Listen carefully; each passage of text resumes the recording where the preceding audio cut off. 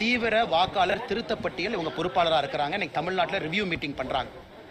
பாரதிய ஜனதா கட்சியினுடைய தொண்டர்கள் தமிழ்நாட்டில் 68,000 பூத்திலையும் மிக ஆர்வமாக பொதுமக்களோடு இணைந்து தீவிர வாக்காளர் திருத்த பட்டியலுக்கான வேலையில் ஈடுபட்டு இருக்கிறாங்க. அது முழுவதும் இன்னைக்கு ரிவ்யூ பண்ணியிருக்கிறாங்க. அதே நேரத்தில் எத்தனையோ போலி வாக்காளர்களை நம்ம கண்டுபிடிச்சிருக்கிறோம். அதையும் கூட இன்னைக்கு நம்முடைய தலைவர்கள் திரு தருண்ஜுக்கு அவங்க கவனத்துக்கு கொண்டு வந்தாங்க. நிறைய இடத்துல ஆளும் கட்சி திராவிட முன்னேற்ற கழகம் தன்னுடைய அதிகாரத்தை தவறாக பயன்படுத்தி பிஎல்ஓ கையில் வச்சுக்கிட்டு சில வேலைகள் செய்கிறாங்க. அதையும் அவருடைய கவனத்துக்கு கொண்டு வந்திருக்கிறாங்க. நாங்கள் தேர்தல் ஆணையத்தை எப்பொழுதும் நம்புகின்றோம். அவர்களை நம்பி தொடர்ந்து நாங்கள் கம்ப்ளைண்ட் கொடுக்குறோம். பிஎல்ஓ சரியில்லாத இடத்துல பிஎல்ஓவை தேர்தல் ஆணையம் மாற்றிருக்கிறாங்க. அதே நேரத்தில் ஆளும் கட்சியினுடைய பிடியிலிருந்து பிஎல்ஓவை வந்து காப்பாற்றணும். அதே நேரத்தில் நேர்மையான முறையில் எஸ்ஐஆர் நடக்கணும். அதையும் நம்முடைய தொண்டர்கள் ஊர்ஜிதம் செய்வார்கள். செத்துப்போன சமஸ்கிருதத்துக்காக 2,400 கோடி ரூபாய் மத்திய அரசு ஒதுக்கியிருக்கு. தமிழ் மொழியோட வளர்ச்சிக்காக 10 வருட காலத்தில் 150 கோடி தான் ஒதுக்கியிருக்குன்ற அண்ணா, இதை நம்ம தொடர்ந்து பேசுகிறோம், மறுபடியும் ஒரு முறை பேசுகிறோம். ஏன்னா நம்முடைய துணை முதலமைச்சர் திரு உதயநிதி ஸ்டாலின் அவர்களுக்கு சில விஷயங்கள் புரியறதில்லை, திரும்ப திரும்ப சொல்கிறோம். இந்தியாவில் சமஸ்கிருத பல்கலைக்கழகங்கள் அதிகமாக இருக்கு. 10 ஆண்டு காலம் இவங்க யூபிஎல இருந்த பொழுதும் கூட சமஸ்கிருத பல்கலைக்கழகத்தை திறந்தாங்க, தமிழ் பல்கலைக்கழகத்தை திறக்கல. எம்ஹெச்ஆர்டியை பொறுத்தவரை எப்படி பணத்தை அலோகேட் பண்றாங்கன்னா பல்கலைக்கழகங்களுக்கு பணத்தை கொடுக்குறாங்க. தமிழ் பல்கலைக்கழகத்தை தொடர்ந்து நாங்கள் திராவிட முன்னேற்ற கழகத்திட்ட சொல்றோம், எம்ஹெச்ஆர்டிட்ட பேசி புதிய தமிழ் பல்கலைக்கழகத்தை திறங்க. பீகாரில் திறங்க, கவுஹாட்டியில் திறங்க, டெல்லியில் திறங்க. பல்கலைக்கழகங்களே திறக்கப்படாம நம்முடைய துணை முதலமைச்சர் வாயால வட சொல்றாரு. அதிகமான சமஸ்கிருத பல்கலைக்கழகங்கள் முதல்ல இருந்து இருக்கு. நாம எதையும் திறக்கல. கடந்த 10 ஆண்டுகள்ல நம்ம புதுசா எத்தனை பல்கலைக்கழகத்தை திறந்திருக்கிறோம் நீங்க பாருங்க. காங்கிரஸ் ஆட்சி காலத்திலிருந்து இருக்கக்கூடிய சமஸ்கிருத பல்கலைக்கழகங்கள் தமிழை விட அதிகமா இருக்கு. அதனால் நிதி அதிகமா போகுது. இன்னைக்கு முதலமைச்சர் அவர்கள் ஏன் சொல்லக்கூடாது, இந்தியாவில் எல்லா மாநிலத்திலும் 10 தமிழ் பல்கலைக்கழகத்தை திறக்கிறோம்னு சொல்லட்டும். நாங்க எம்ஹெச்ஆர்டி எடுத்துட்டு போறோம், நாங்க பேசுறோம், தமிழ் யூனிவர்சிட்டி ஓபன் பண்ணலாம், ஃபண்டிங் அடுத்த வருஷம் கிடைக்கும். தமிழ் பல்கலைக்கழகத்தையும் திறக்க மாட்டாங்க, அதற்கான முயற்சி எடுக்க மாட்டாங்க. தமிழ்நாட்டுக்குள்ளேயும் தமிழ் பல்கலைக்கழகம் ஒண்ணு வச்சிருக்கோம், அதையும் 2-3 ஆக்க மாட்டாங்க. அப்படி இருக்கும் பொழுது எப்படி மத்திய அரசு நிதி கொடுக்கும்? முதலமைச்சர் அவர்களை நாங்க தடுத்தமா? தஞ்சாவூர்ல தமிழ் பல்கலைக்கழகம் இருக்கு, கோயம்புத்தூர்ல ஓபன் பண்ணுங்க, மதுரையில் ஓபன் பண்ணுங்க, நாகர்கோவில் ஓபன் பண்ணுங்க. நாங்க வேண்டாம் என்று சொன்னோமா? தமிழ் பல்கலைக்கழகங்களுக்கு பணம் வரும். பல்கலைக்கழகங்களே இல்லாம இருந்தா எப்படி பணம் வரும்? அதனால் அதை தாண்டி இன்னைக்கு உதயநிதி ஸ்டாலின் அவர்கள் இன்னொரு தவறையும் பண்றாங்க. அவருக்கு சமஸ்கிருதம் தெரியுமா? தெரியாது. அவருக்கு ஹிந்தி தெரியுமா? தெரியாது. அவருக்கு தமிழ் மட்டும் தெரியும். அப்படி இருக்கும் பொழுது இன்னொரு மொழியை செத்துப்போன மொழி என்று சொல்வதற்கு நமக்கு என்ன உரிமை இருக்கு? எல்லோருக்கும் அவங்க தாய்மொழி பெருசு தான். எனக்கு தமிழ் மொழி பெருசு, அதற்காக நான் இந்திய திட்டனா திட்டல. என் மொழி எனக்கு பெருசு, என் மொழி எனக்கு பெருசு, சமஸ்கிருத திட்டனா இல்லை. அதாவது அரசியல்வாதிகள் இன்னைக்கு எவ்வளவு தரம் தாழ்ந்துட்டாங்கன்னா, தெரியாத ஒரு மொழியை செத்துப்போன மொழி, மோசமான மொழி. நம்ம மொழியை பெருமையா பேசுவாங்க, நான் தவறு இல்லை. அதுவும் வந்து ஒரு சத்திய பிரமாணம் எடுத்து ஒரு பதவியில் இருக்கக்கூடிய துணை முதலமைச்சர் சான்ஸ்கிரிட் இஸ் a dead languageன்னு சொல்றாங்கன்னா அது வன்மையாக கண்டிக்கத்தக்கது. எந்த மொழியும் செத்த மொழி கிடையாது. எல்லா மொழியும் 4 பேர் பேசுறாங்க, அவங்கவுங்களுக்கு அவங்க மொழி பெருசுதான். தமிழ்நாட்டில் சமஸ்கிருதம் பேசுறவங்க இருக்கிறாங்க. அதனால் எவ்வளவு வன்மையான ஒரு பார்வையோடு துணை முதலமைச்சர் இருக்கின்றார்கள் என்பதற்கு இது ஒன்றே சான்றுங்க. ஆனா இன்னைக்கு திராவிட முன்னேற்ற கழகம் தருண்சுக்கு அவர்கள் இன்னைக்கு பல மாநிலத்தில் தேர்தலை பார்க்கறாங்க. அவரே சொல்றாங்க, எல்லா மாநிலத்திலும் பாரதிய ஜனதா கட்சி பீகார்ல நம்ம என்ன செஞ்சிருக்கோம்னு சொல்லி ஓட்டு கேட்டோம். ஆனா தமிழ்நாட்டில் டிஎம்கே கட்சி 5 வருஷம் என்ன செஞ்சிருக்காங்கன்னு சொல்லட்டுமே. இன்னும் north India, south India, Aryan, Dravidian, Brahmin, நான் பிராமின், தமிழ், நான் தமிழ், இப்படி தானே பேசுறாங்க. 4 ஆண்டுகளாக என்ன வேலை செஞ்சீங்கன்னு சொல்லுங்க, மக்கள் ஓட்டு போட்டு நாங்க ஏத்துக்கிறோம். அதனால் எந்த வேலையும் செய்யாதனால எலெக்ஷன் வந்த உடனே மறுபடியும் டெல்லியை நோக்கி படையெடுக்கிறாங்க. Delhi, Tamil Nadu, north, south, Aryan, Dravidian, Punjab, Tamil Nadu. இந்த முறை தமிழக வாக்காளர்கள் இதை ஏற்றுக்கொள்வதற்கு தயாராக இல்லை. இதையெல்லாம் நிராகரிக்க போறாங்க. இதுவரை முதலமைச்சரோ துணை முதலமைச்சரோ வாயை திறந்து அவங்க செஞ்ச சாதனையை இதுவரைக்கும் சொல்லவில்லை என்றாலே தெரியுது இந்த எலெக்ஷனை எதிர்கொள்வதற்கு அவர்கள் பயப்படுகின்றார்கள். சார் वो आदमी बोला उदयनिधि स्टालिन जी, संस्कृत डेड लैंग्वेज है. मैं बोल रहा हूँ इलेक्शन समय में किस इलेक्शन समय में north south Aryan Dravidian same drama इधर चल रहा है. Sir last time Udhayanidhi Stalin Hindu religion का डेंगू. वो मंद बुद्धि बालक है, मंद बुद्धि बालक जो वे ऑफ लाइफ वर्ल्ड का बेस्ट वे ऑफ लाइफ है, जो सिविलाइजेशन वर्ल्ड का बेस्ट सिविलाइजेशन है, अगर उसको वो डेड दिखता है, डेंगू दिखता है, तो उसकी मनोस्थिति का खराबी है।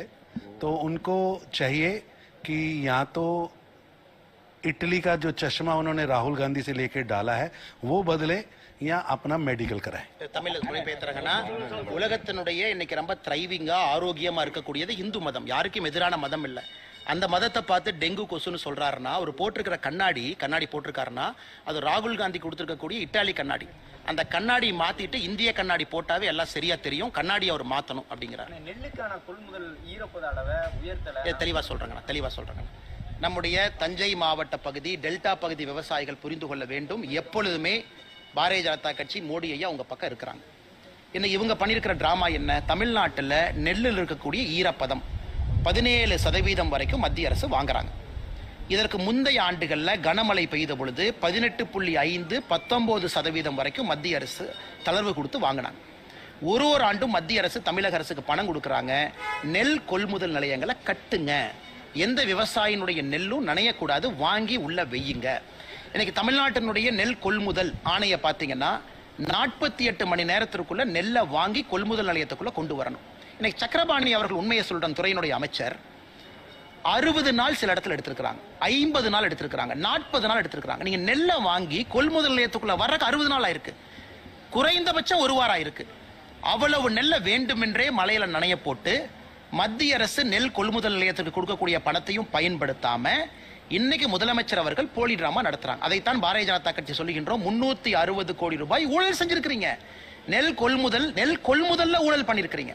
நெல்லை முழுவதுமாக வாங்குவது மத்திய அரசு, பணம் கொடுத்து வாங்குறாங்க. அப்படி இருக்கும் பொழுது விவசாய நண்பர்களுடைய வயிற்றில் அடிப்பதற்காக மறுபடியும் முதலமைச்சர் டிராமா பண்றாங்க. அதே நேரத்தில் ஏன் முதலமைச்சர் சொல்ல மாட்டாங்க? உடைந்து போன நெல் புரோக்கன் ரைஸ் 5-8% கொள்முதல் வாங்குறேன்னு சொல்லி அதை உயர்த்தி இருக்கிறாங்க. அதே முதலமைச்சர் பாராட்ட மாட்டாங்க.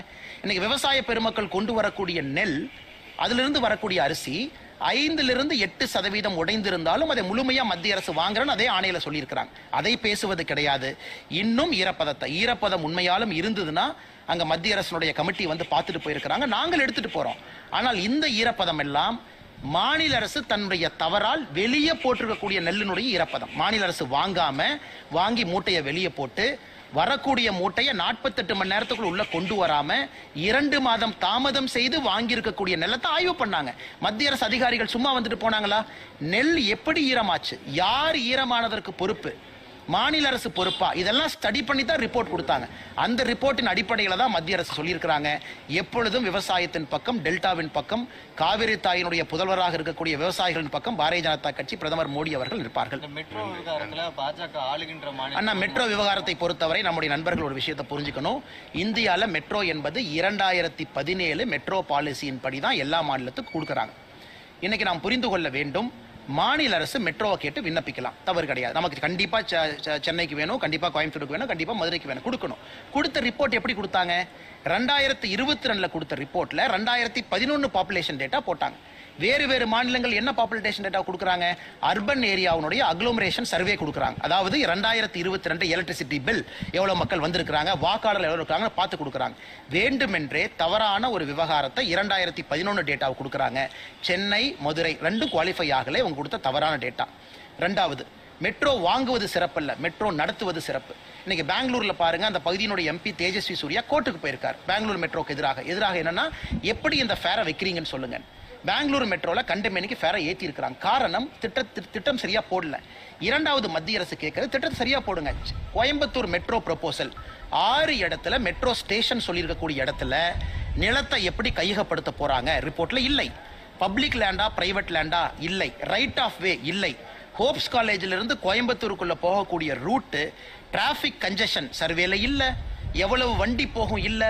எவ்வளவு பேர் பயன்படுத்துவாங்க, ஒரு நாளைக்கு 4 லட்சம் பேர் பயன்படுத்துவாங்கன்னு கொடுத்திருக்காங்க. சென்னை 55 கிலோமீட்டருக்கு கூடிய மெட்ரோ ஒரு நாளைக்கு 4 லட்சம் பேருக்கு குறைவாக பயன்படுத்தும் பொழுது, கோயம்புத்தூர் 55 கிலோமீட்டர் குறைவா இருப்பது எப்படி 4 லட்சம் பேர் பயன்படுத்துவாங்க?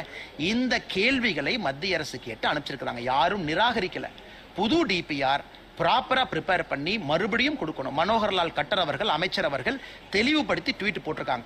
மத்திய அரசு எங்கேயும் மெட்ரோ வேண்டாம், கொடுக்க மாட்டோம் என்று சொல்லாம உரிமை கேட்பதற்கு டிபிஆர் கொடுக்கணும். தப்பான டிபிஆர் கொடுத்து மெட்ரோ வாங்கிட்டாங்கன்னா அந்த காசை உங்க தலை மேல என் தலை மேல ஏத்துவாங்க. ரூபா கொடுத்து போற இடத்துல 40 ரூபா கொடுத்து போவோம், இன்னைக்கு பெங்களூர் மாதிரி. அதனால் மத்திய அரசு கேட்பது ஒழுங்கான டிபிஆரை ப்ரிப்பேர் பண்ணி கொடுங்க அப்படின்னு.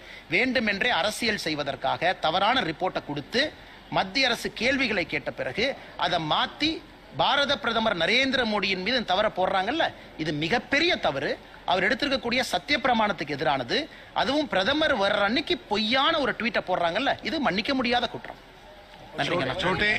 छोटे जूनियर स्टालिन का गलती है.